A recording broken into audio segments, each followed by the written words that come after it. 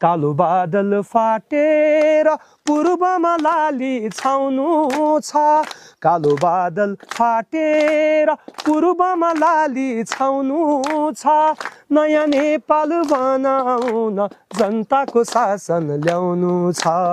यो देशभरिबाट राष्ट्रिय कलाकारहरूको चाहिँ जमातबाट रङ्गकर्मीको जमातबाट कसैले एकजनाले टिकट पाएको छ भने त्यो म अश्विन घिमिरेले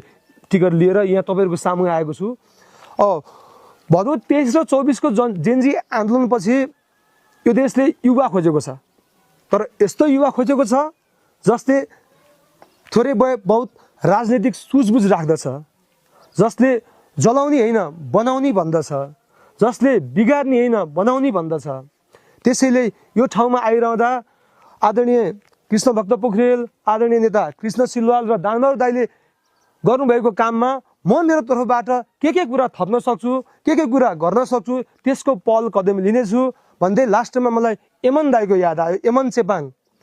कालो बादल फाटेर पूर्वमा लाली छाउनु छ कालो बादल फाटेर पूर्वमा लाली छाउनु छ नयाँ नेपाल बनाउन जनताको शासन ल्याउनु छ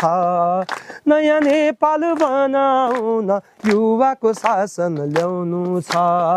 खोरिया खन्ने हातहरूमा नयाँ सिप भर्नु छ भिराला पाखाहरूमा